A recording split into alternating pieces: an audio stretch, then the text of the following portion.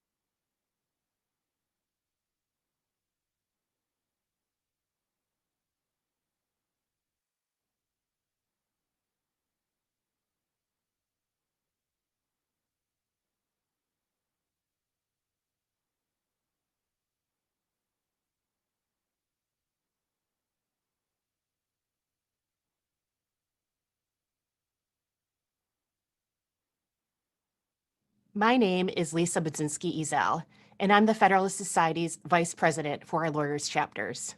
It will be my distinct honor and privilege to introduce the first of our keynote speakers today, Judge Janice Rogers-Brown. Before I do that, I'd like to take a brief moment to promote the activities of the Federalist Society's Lawyers Division. Our 100-plus volunteer-led lawyers chapters in nearly every state around the country host about 500 programs and conferences each year. Through these challenging times, the dedication of our volunteers has enabled us to maintain a robust programmatic schedule. I would like to take this opportunity to thank our leaders for their commitment to the Society. We encourage you to join our chapters at fedsoc.org. And we've missed seeing you this year at the Mayflower. Next year will be bigger and better than ever. Judge Janice Rogers-Brown was born in Alabama, the daughter of a sharecropper in the era of the Jim Crow South. She was inspired to attend law school, having witnessed the successes of the voting and civil rights movements.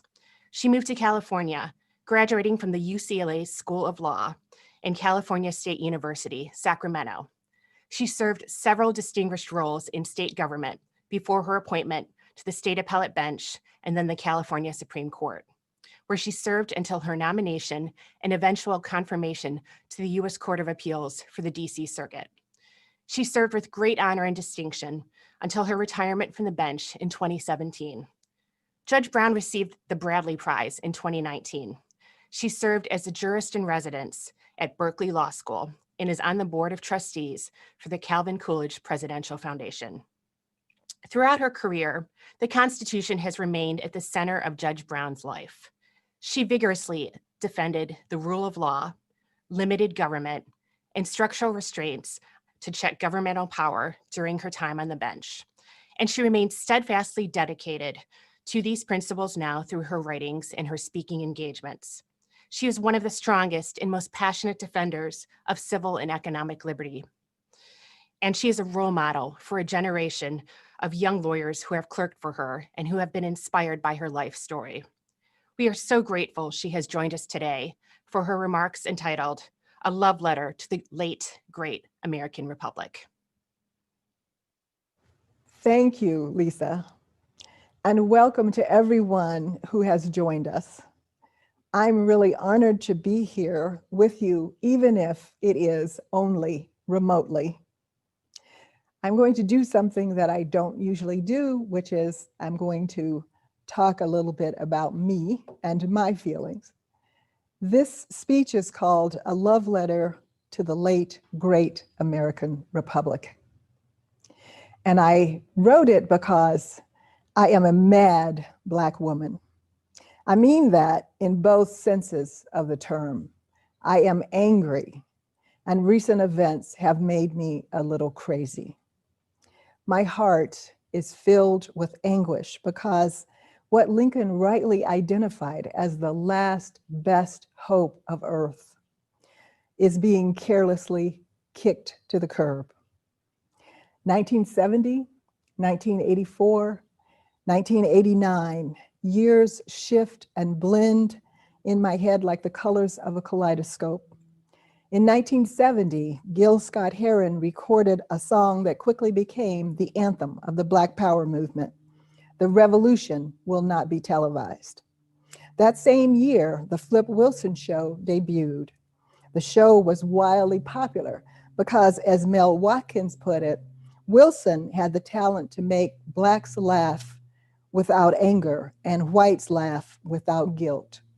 One of Wilson's many comedic personas was one Reverend Leroy, who presided over the church of What's Happening Now. One of Reverend Leroy's favorite sayings, which he was fond of declaiming from his makeshift pulpit, was, "Everybody knows a lie is as good as the truth if you can get somebody to believe it." We laughed. In those days, Daniel Patrick Moynihan's assertion that everyone is entitled to their own opinion, but not their own facts, was uncontroversial. But fast forward half a century, and the church of What's Happening Now is no longer a joke. Reverend Leroy's observation seems prescient. Not only do people insist they are entitled to their own truth, such truth can contradict objective fact. Moreover, government now treats truth claims that contradict reality as enforceable civil rights. What was a punchline in 1970 is a principle in 2020. The explanations that have been marshaled to excuse the mayhem we are enduring has been insanity-inducing. It is impossible not to think of the dystopian vision George Orwell conjured in his novel, 1984. Most people only remember the meme, Big Brother is watching. But Orwell's real focus was on the misuse and abuse of language and the potential for manipulation when words lose their meaning. Thus, he who controls the past controls the future. He who controls the present controls the past. I don't know how what has been happening affected you, but I found it distinctly disorienting. I felt like I had a bad case of whiplash. And contra Gil Scott Heron, the revolution, rehearsing eerily similar sets of grievances, was not only being televised, it was being featured on YouTube, captured on thousands of cell phones, and broadcast on Facebook Live. Something had gone terribly wrong. In Hong Kong, people resisting a brutal regime sing our national anthem. In America, men who have become millionaires playing a game take a knee to show their disrespect for it. While the people of Hong Kong are waving our national flag, our domestic terrorists, the democratic socialists, are burning it. Millions of people continue to migrate to America seeking the freedom its principles enshrine. Rampaging mobs rule the streets of America, looting, burning, and pillaging, demanding that those principles be disavowed. Evan Sayet explains why the culture war is devolving into a civil war. One side shouts, "Make America great again," by rolling back socialist advances that have destroyed schools, hollowed out industry, and undermined freedoms, while the other argues that America is a disease and that only socialism is the cure. In recent months, a number of university presidents publicly acknowledged the persistence of structural racism on their campuses. Princeton's president has confessed, because such performative confessions are now required, that anti-Black racism remains embedded in the university's operations. If they were seriously trying to solve real problems, they might admit actual discrimination against Asians. But the anti-racist rhetoric of Princeton and other elite schools is a lie. Ivy League administrators mendaciously pander to student protesters by issuing, in Randall Kennedy's telling phrase, faux mea culpas, aimed at pacifying the woke mob. American universities certainly owe mea culpas, but they are offering them to the wrong people. They ought to apologize to the American Republic and the people who love it.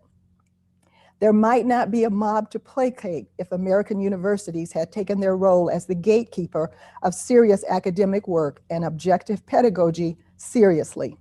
Instead of defending liberal universalism, the academy, administrators, and most faculty caved to the threats of another group of student protesters. What began as an attack on alleged institutional racism quickly morphed into an assault on the integrity of the academic enterprise, and, in the fullness of time, the American creed. Of course, the treason of the intellectuals did not begin in 1968. As Julian Benda observed soon after the end of World War I, intellectuals abandoned their high calling. Once they had opposed the political passions of the multitude. According to Benda, thanks to the intellectuals, humanity did evil for 2,000 years, but honored good. This contradiction, he says, was an honor to the human species and formed the rift whereby civilization slipped into the world.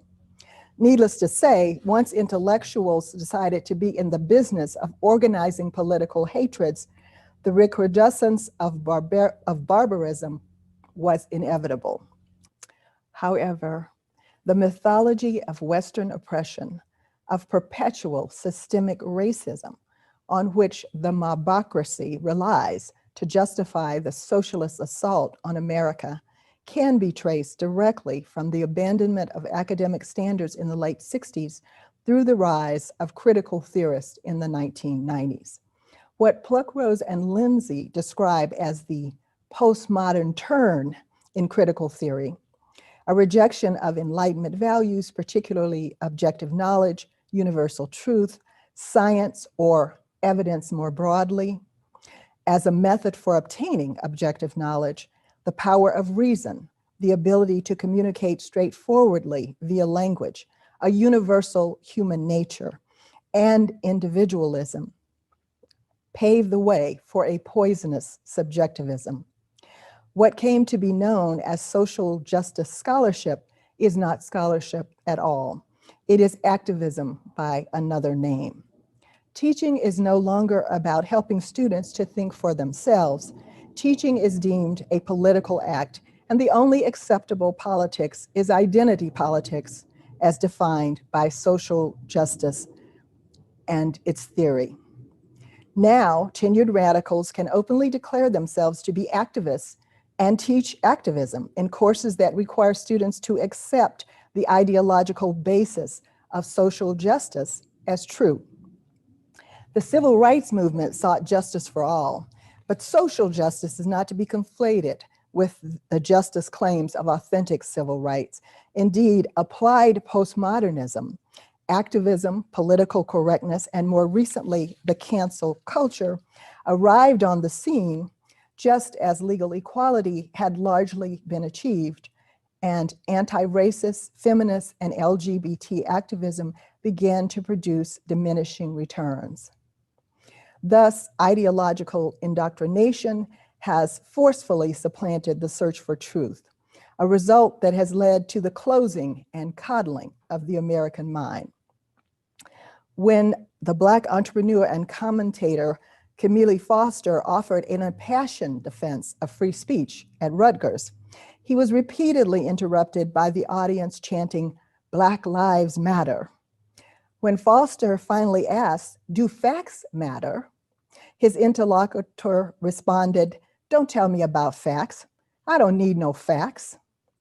In a similar vein, when students at Claremont objected to Heather McDonald speaking at the school, they wrote a letter asserting that, quote, "white supremacy venerates the idea of objectivity as a means of silencing oppressed people." The letter continues, "The idea that there is a single truth, the truth, is a construct of the Euro-West. The idea that truth is an entity for which we must search is an attempt to silence oppressed people." The worrying thing, Douglas Murray says, is not that students regurgitate such things, it is that they have been taught them. Indeed, to return to Orwell's dystopian view, war is peace, freedom is slavery, ignorance is strength. That is the intellectual framework which purportedly supports the woke revolution. Its most salient characteristic is mendacity. Now, instead of universities being the seedbeds of virtue they should be, they have become the dunghills of desolate ideology. Those who crow up on that dunghill most loudly will be rewarded with prizes and praise, and even invitations to share their wisdom. Ibram X. Kendi and Ta-Nehisi Coates are among the most eloquent expositors of the latest assault on American values. Kendi won the National Book Award in 2016 for Stamped from the Beginning, and will soon be only the second holder of the prestigious Andrew W. Mellon Professorship in the Humanities at Boston University. Ta-Nehisi Coates, who authored 2 memoirs before the age of 40, received a MacArthur Genius Award after the publication of his first book. Kendi and Coates are among the most influential of a new crop of thinkers and writers who forcefully reject once sacrosanct ideas about tolerance, equality, open debate, and racial reconciliation. At the end of a recent presentation, Ibram Kendi, the new prophet of anti-racism, was asked what he thinks would be the Rosa Parks moment of our time. And he answered, socialism. He may not have meant to be quite that candid, but his response explains a lot. According to Kendi, we must fight discrimination with discrimination, and anyone who disagrees is a racist. Well, I disagree. And I note the new anti-racists are virtually indistinguishable from the bigots of old, except that they are bolder and they have invented a more vicious, capacious, and unpredictable racism. America stands accused of systemic racism because anti-racists assume American politics, economics, and policing has been corrupted by racial prejudice. That prejudice explains the entire difference in socioeconomic status between Blacks and others. Anyone not actively engaged in dismantling the status quo is a racist, or at least a collaborator, and therefore a legitimate target for attack. Mr. Kendi's careless heuristic is false and incoherent. Rosa Parks did not take that seat on a segregated Montgomery bus to usher in a new era of socialism. She would have been appalled at the thought. She meant to strike a blow against actual institutional racism. She was challenging an unjust law that denied her equal rights. Rosa Parks was seeking to be treated equally by the law.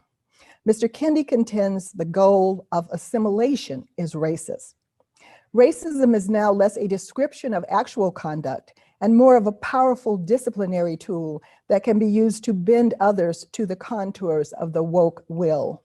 Kendi's aim is to broaden the privileges of those entitled to fling the word racist around and to extend its power to ever more marginal misdeeds. His new and improved racism rests just as firmly on unexamined and unproved assumptions as the old racism he abjures. In the racism of old, the political class sacrificed the dignity and aspirations of Black people to guarantee their hold on power. Ordinary white folks aided and abetted the demoralization and humiliation of Black people because it was one aspect of their hard-scrabble life that made them feel like winners. No matter how limited their opportunities, how impoverished their circumstances, how inadequate the schooling offered their children, they could at least consider themselves better than the Black men who, no matter how well educated, how hardworking, how well heeled, had to step off the sidewalk rather than allow their shadow to fall on a member of the exalted white race. Now the woke elite jettison the doctrine of non-discrimination. Ibram Kendi and his ilk condemn all white people for the sin of slavery and the racism that was integral to it. Anti-racists also reject the very idea of government neutrality. To treat people with, quote, equality, neutrality, and respect, unquote, is not just insufficient, it is illegitimate, a racist obstruction. And yet, Kendi did not turn down the prizes and perks offered by the woke supremacists who happen to be white. Those who hate freedom always use the same basic ploy. Utopians, Ravel reminds us, are shrewd seducers, that they propose the opposite of what they are really aiming for. The tragedy is revolutionaries reproduce the very evils they said they would extirpate. Thus, those who proclaim themselves anti-fascists have presided over a reign of terror, burning, looting, desecrating, accosting people in restaurants, on the sidewalk, and even threatening them in their homes. And the anti-racists have whipped up a new and improved racism, racism 2.0, more virulent, more stifling and restrictive than simple racial animus could ever be. Kendi is no exception to Ravel's damning observation. When I see racial disparities, he says, I see racism. and he has a radical cure for it. As Christopher Caldwell has observed, enforcing the principles of statistical parity as stringently as Kendi proposes would require levels of social engineering, thought control, and expropriation that would make Big Brother blush. Lest there be any doubt about his totalitarian proclivities, Kendi would establish an agency to aggressively investigate disparities and punish conscious and unconscious discrimination. The agency would also have a mandate to equalize wealth and power between Black and white neighborhoods and their institutions. In his zeal to punish perpetrators for their imagined misdeeds, Kendi ignores a fundamental principle of statistical analysis. Correlation is not causation. Nor does he attempt to eliminate other plausible explanations. He ignores the possibility that additional facts, including misguided social visions of the 60s, might have played a role. According to Tom Sowell, anyone interested in evidence need only compare communities as they evolved in the first 100 years after slavery with Black communities as they evolved in the first 50 years after the explosive growth of the welfare state. The welfare policies of the Great Society discouraged the formation of stable families by making poor men redundant. Such policies led to a predictable increase in out-of-wedlock births, fatherless homes, and all the pathologies associated with single parenthood, poverty, poor educational attainment, incarceration. Thus, Bob Woodson contends by redefining the nuclear family as Eurocentric, demeaning the Christian faith, and normalizing generational welfare dependence, the social policies of the 60s did what racism couldn't have accomplished before. Similarly, while the anti-racist platform demands the destruction of the status quo generally, and labels as a collaborator anyone who is not enthusiastically engaged in its demolition, it ignores the educational status quo in the inner city. The egregious inadequacy of those schools has condemned generations of Black children to virtual demitude on the fringes of the knowledge economy. Neither the anti-racists nor their street auxiliaries, BLM and Antifa, have shown any interest in changing that status quo. And no wonder. The ink was barely dry on the Times' infamous 1619 project when the teachers' unions rushed to include it in the K-12 curriculum.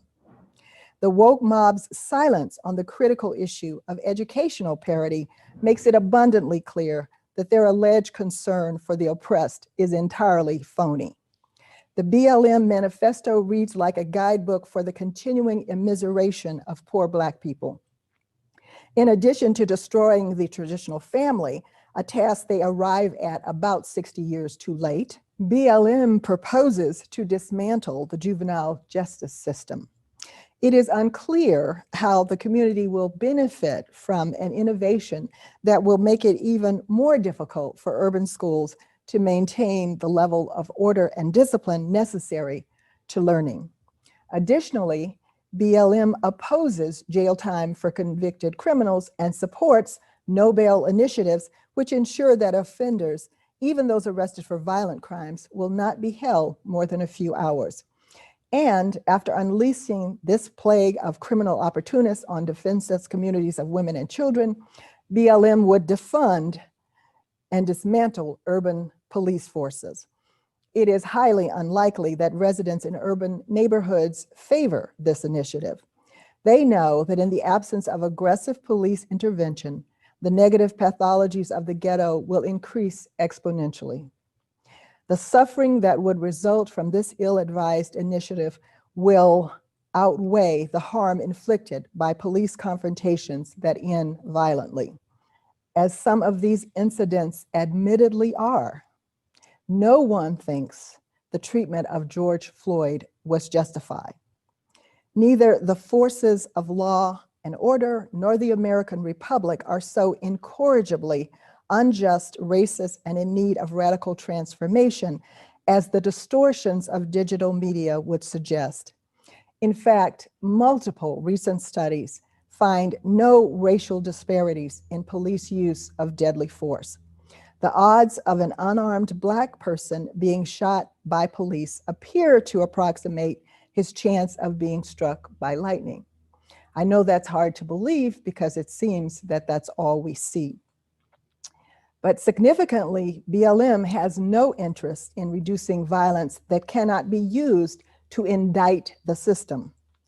The organization is indifferent to the tragic toll exacted by Black on Black crime, to the young lives from toddlers to teeny boppers snuffed out by random gunfights and drive-bys, to the grief of mothers whose sons are victims of the culture of street violence.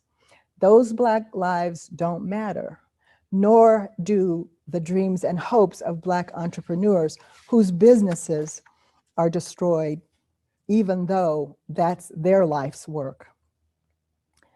Ta-Nehisi Coates claims that he wrote his book, Between the World and Me, in part to console his 15-year-old son, who wept when he learned that the killers of Michael Brown would go free. You may not remember the name Michael Brown, but you will undoubtedly remember the Ferguson effect. The firestorm that erupted over the fatal shooting of the 18-year-old by a policeman in Ferguson, Missouri in 2014 is still playing out. Although indignant crowds miming the hands up, don't shoot narrative that emerged from this incident dominated the news cycle for many months, the charge that the officer shot Michael Brown in cold blood as he stood with his hands up, trying to surrender, has been shown to be a complete fabrication. In a well-researched book, Heather McDonald concludes the evidence eviscerated virtually every aspect of the pro-Brown anti-officer narrative. That was also the conclusion of Eric Holder's DOJ after a 9-month investigation. So when his son wept over Officer Wilson's acquittal, Ta-Nehisi Coates might have taken advantage of the teachable moment to talk about the rule of law. He might have explained what equality under law means, the importance of facts to a legal determination of blameworthiness. Instead, he penned a screed accusing his country of cosmic, unrelenting, irredeemable injustice. He told his son, the American criminal justice system exists to destroy Black bodies. He calls the police destroyers and says the destroyers are merely men enforcing the whims of our country, correctly interpreting its heritage and legacy. When he sees first responders rushing into the doomed buildings on 9/11, Coates writes that the firemen were not human to him. Quote, Black, white, or whatever, they were the menaces of nature. They were the fire. Like Kendi, Coates gives the game away early in his narrative when he insists that American exceptionalism precludes any imperfection.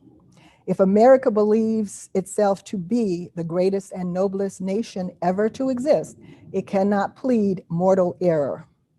Thus, Coates says he proposes to subject America to an exceptional moral standard. And indeed, this turns out to be the stance of most social justice warriors, the pinnacle from which they condemn the whole of America's legacy. The woke cannot love America because it is not perfect. That exceptional moral standard apparently does not apply to the anti-racist regime that he favors, or to Coates himself, or to the scholarship that supports the woke supremacist indictment. That scholarship always contains a large measure of falsehood, hyperbole, and distortion, in addition to egregious statistical errors. Falsifying history to serve a political agenda has a name. It's called propaganda. In his congressional testimony favoring reparations, Coates relied on unambiguously false economic data contained in a book authored by a historian who is part of the, quote, New History of Capitalism School of Historiography. NHC, as it's called, aggressively promotes the thesis that free market capitalism and slavery are inextricably linked. They do that in order to buttress the argument that only by abandoning the free market and embracing political redistribution will we ever atone for this tainted inheritance. In other words, the answer is socialism. These historians would like to show slavery as the very essence of capitalism, but the truth is just the opposite. Unfortunately for their thesis, George Fitzhugh, the leading pro-slavery theorist prior to the Civil War, argued in 1854 that the tenets of free market capitalism were at war with all kinds of slavery, for they in fact assert that individuals and peoples prosper most when they are governed least. NHC's approach seems doubly ironic. They are arguing, one, atonement for slavery requires repudiating the very free market doctrines Fitzhugh identified as the greatest danger to slavery itself.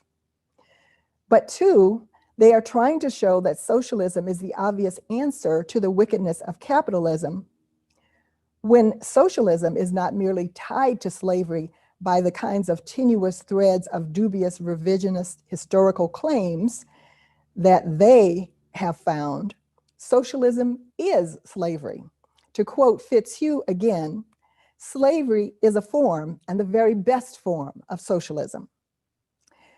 There is not much difference between the slavery of the plantation and the slavery of the gulag, except that the latter denies the right of even the mind to be free. Tocqueville recognized this reality when he spoke out against the revolutionary fervor of 1848, the first broadly socialist revolution in Europe, warning that socialism challenged civilization's very foundation and was nothing less than a new road to servitude because it makes the state the sole owner of property, unleashes man's crudest material passions, and shows a deep distrust of liberty, of human reason, a profound scorn for the individual in his own right. The philosophical essence of the whole intellectual movement of the last century has been the concept of control, of power, as surely in collectivist liberalism as in Marxism. For the project to succeed, human beings must cease to be independent centers of free will and become either cells in a social organism or an inchoate collection of atoms. Then the political power of the state can be used to direct them. Now that we are well acquainted with the woke supremacist street auxiliaries, BLM and Antifa, it is clear they are not well-meaning people who have just gone a bit too far. Woke supremacists present an existential threat. They want to destroy America. They are serious about it. When the Louisville grand jury announced that no officer would be charged with murder in the Breonna Taylor incident, mobs rampaged through the streets, breaking windows, setting fires, and chanting, "No justice, no peace." They might more accurately have chanted, "No mob rule, no peace." To the mob, neither the facts, the evidence, nor the rules governing criminal responsibility mattered. In their view, when a Black person dies in a violent confrontation with police, a murder charge must follow. If you are thinking, this sounds a lot like the bad old days we thought we had left behind, you may have a point. There was another time when the facts of a dispute were deemed irrelevant. Whose testimony was to be believed, whose guilt or innocence was to be determined, depended not on facts and evidence, not on the requirements of the law, rather it depended on the identity of the litigants. When Atticus Finch proved Tom Robinson's innocence in To Kill a Mockingbird, the facts did not matter. Tom was guilty because Mayella Ewell said he was. and the testimony of any white woman automatically prevailed over any facts that could be adduced to demonstrate the innocence of a Black man. So the lynch mob decreed, and so the jury confirmed. A generation of lawyers influenced by that story wanted to make amends by bravely defending the rule of law and its equal application to all people. But now the rule of law, like truth and objective facts, like freedom of expression and diversity of thought, are all proof of racism, all just aspects, we are told, of white supremacy intended to silence oppressed people. Social justice has always seemed a suspect verbal formulation. Why does justice need a modifier? Now we know. Social justice and mob rule are synonyms. I saw a man, a big man, with skin as rich and dark as black coffee, a policeman standing at attention on a Louisville street where he was swarmed by a horde of Lilliputians. The BLM Antifa mob cavorted around him, mocking and jeering. They made their fingers into guns and mimed shooting him in the head. There were white men and black men in the mob. One of the black men had painted his face white like a cannibal in an old Tarzan movie. Their remarkably inventive racial invective was punctuated with militant middle finger salutes aimed at his face. He didn't blink, he didn't flinch.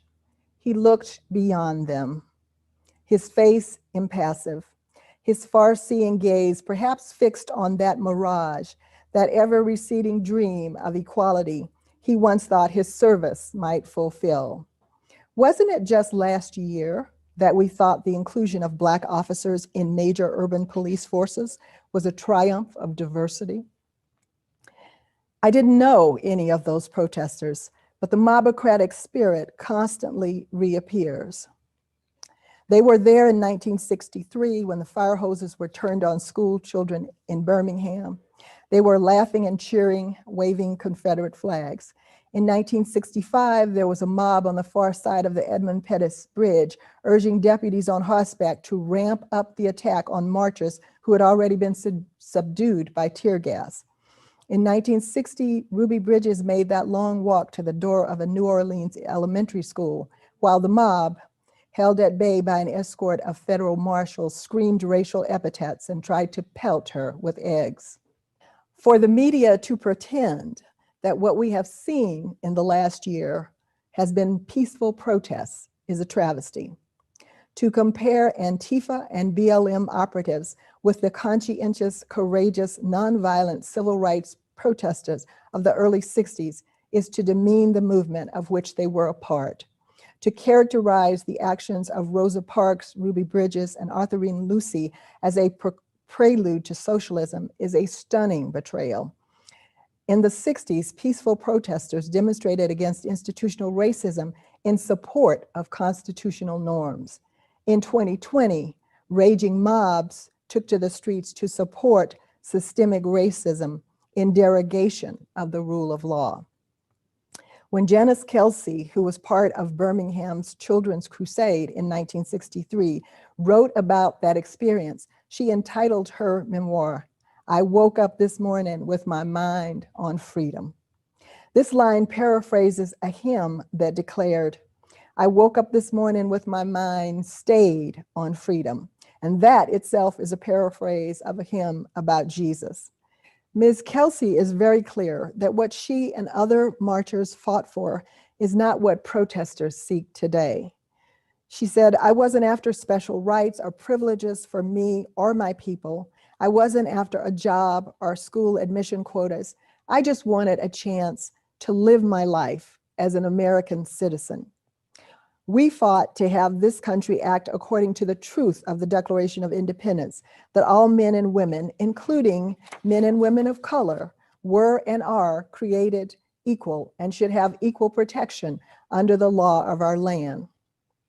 There seems to me not a nickel's worth of difference between white supremacists, Islamist imperialists, and woke supremacists, and we should call them out. Bigotry is not purified just by changing the target. Just as we refuse to negotiate with international terrorists, we should refuse to make excuses for domestic terrorists. We cannot compromise with any system whose objective is our destruction. This is not just a difference of opinion.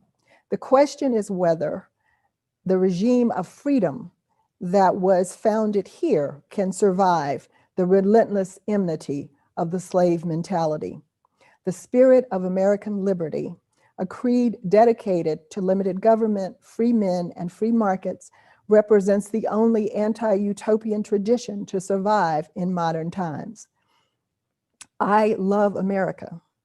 It is a good country that often rises to greatness, miraculous in its recognition of the essence of legitimate government. The courage and generosity of her people make her an exceptional nation. But I do not love America because it is perfect, just the opposite. I cherish this nation's perfect imperfections. Whenever a group or a political class promises perfection in government, beware. Oppression is battering at the door. I find it increasingly difficult to speak of and for America. Anguish for the loss of freedom's refuge. Its principles, its uniqueness, and its manifold virtues clogs my throat. I am reminded of a line from an old poem by an obscure poet who said, "I had to put my eyes on a diet. My tears were gaining too much weight." Things look bleak. The dark wind blowing from the future carries a hint of frost, of finality, but no matter. The inevitability of entropy is no reason to despair. Knowing the battle never ends only means we must redefine winning. I commend to you Tolkien's notion of the old courage. It is a theory of courage that removes all easy hope, knowing that good is obtained at vast expense, while evil recuperates almost at will, is not enough to make a hero change sides. In a 1967 speech entitled, "Where Do We Go From Here?" Dr. Martin Luther King Jr. said, quote, "Let us be dissatisfied until that day when nobody will shout white power, when nobody will shout black power, but everyone will talk about God's power and human power." If that day ever comes, that is a plea to which I will gladly add my amens. I started by saying, I am a mad Black woman. I am. But it may be more important that I am an old Black woman. It means that I have experienced and forgotten more actual injustice, discrimination, and oppression than this herd of motley mandarins will ever encounter in their pampered little lives. So this is my view of what the cure is. We must speak the truth and defend the truth. Part of the truth is that individual acts of bigotry and racial animus will continue. But systemic racism is now the purview of the woke and the misnamed anti-racists. While they babble endlessly about perfection and purity, what they promote is a vile, toxic remix of the prejudice, bigotry, superstition, and hatred we have struggled to overcome. William Carney, an ex-slave who escaped to freedom via the Underground Railroad, received a Congressional Medal of Honor for his actions at the Battle of Fort Wagner in 1863. When the color guard fell, Carney, a member of the Massachusetts 54th Regiment, grabbed Old Glory, and despite being shot 5 times, brought the flag back to the Yankee lines, declaring to his fellow soldiers, "Boys, I only did my duty. The old flag never touched the ground." Like him, I will cast my lot with the Constitution of Liberty, with a regime that has tried to instantiate the fatherhood of God and the brotherhood of man. I will hold up the banner of freedom as long as I am able, to my last breath. And when it falls from my grip, I pray there will be eager hands to catch it and never let it touch the ground. I would like to thank Judge Brown for her remarks. We deeply appreciate her virtually joining us all tonight. As a reminder, please tune back in at 8 p.m. Eastern, 5 p.m. Pacific for our second address of the evening, delivered by United States Supreme Court Justice Samuel Alito. Once again, we'll be live streaming the address through fedsoc.org. Thank you and have a great evening.